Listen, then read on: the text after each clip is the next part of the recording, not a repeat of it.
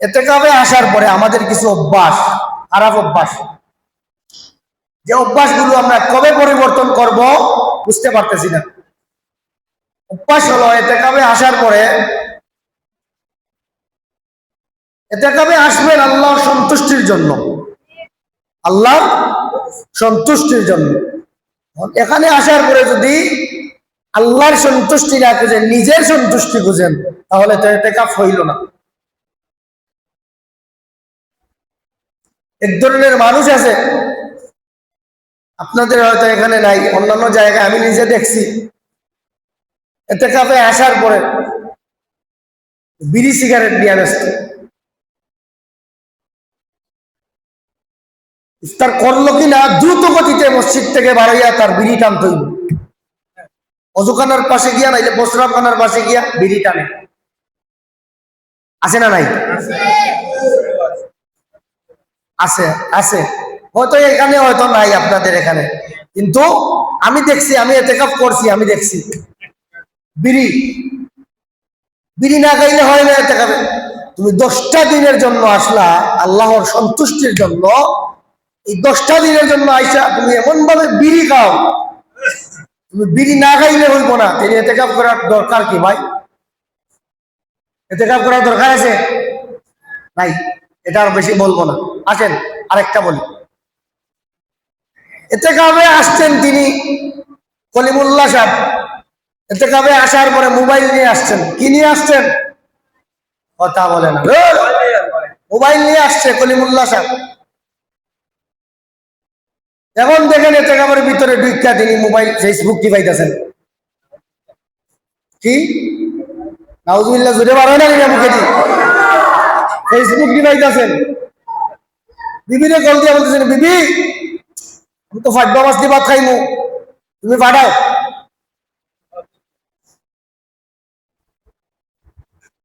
জিজ্ঞাসা করলাম, ভাই মোবাইল কেন আনছেন? হুজুর, আরে হুজুর মাইছেন না, আমি তো বড় ব্যবসায়ী, ব্যবসার বন্টন আইব।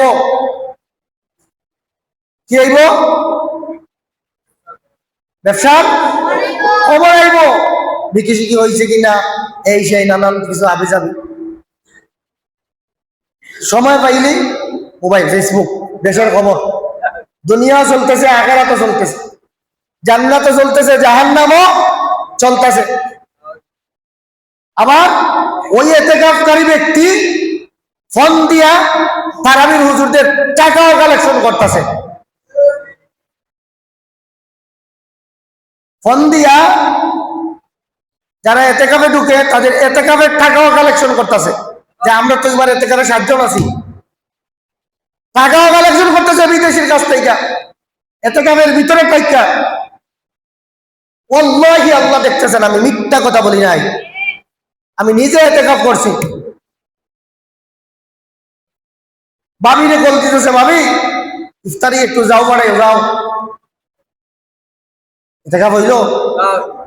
কার সন্তুষ্টির জন্য আইছেন? এখন যদি নিজের হাইসিয়াত মিটান, তাইলে এটা কি সন্তুষ্টি, আল্লাহ সন্তুষ্টি হইল? আল্লাহ সন্তুষ্টি হইল না।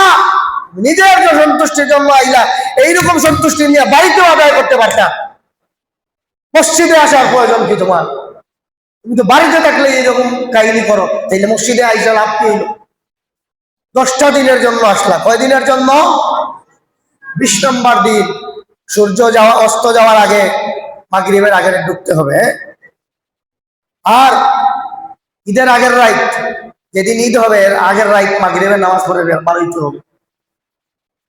আসলেনই তো আপনি আল্লাহকে রাজি খুশি করার জন্য, আল্লাহর সন্তুষ্টি আদায় করার জন্য। এখানে আসার পর মসজিদের ভিতরে আইসাই 2 জন মিলছেন, লাগাইলেন গফ।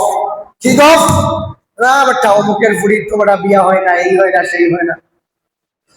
এই বেটা অমুকে তো যে ইফতার দেয় না, একটা দিন ইফতার দেয় না, এই দেয় না, সেই দেন। এই বেটা বিভিন্ন ধরনের আলাপ আলোচনা আপনি ইতিকাফের মধ্যে আসার পরে শুরু করলেন।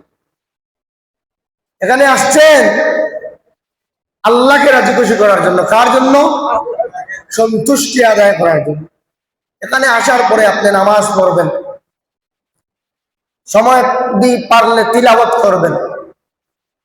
ইমাম সাহেবকে যদি পান, ভালো একজন মানুষ আপনার পাশে আসে, আমলদার, জানডা শুনডা, তাইলে তার কাছ থেকে দুই একটা সূরা শিখবেন। কি শিখবেন? সূরা শিখবেন, মাসলা মাসাইল শিখবেন। হ্যাঁ, তারপরে আপনি নফল নামাজ পড়বেন। কি করবেন? নফল নামাজ পড়বেন। সবচেয়ে বড় কারণ হলো ইতিকাফকারীকে আল্লাহ রাব্বুল আলামিন 5টি পুরস্কার দান করবেন। কয়টা? 5টা। কয়টা? 5টা। সময় নাই, দ্রুত বলতেছি। প্রথম নাম্বার হলো, যে ব্যক্তি আল্লাহকে খুশি করার জন্য 10 দিন ইতিকাফ করবে, আল্লাহ রাব্বুল আলামিন তার আমলনামায় 2টা কবুল হজ এবং 2টা উমরা হজের সওয়াব দান করবেন। চিল্লায়া বলেন সুবহানাল্লাহ। এই সওয়াব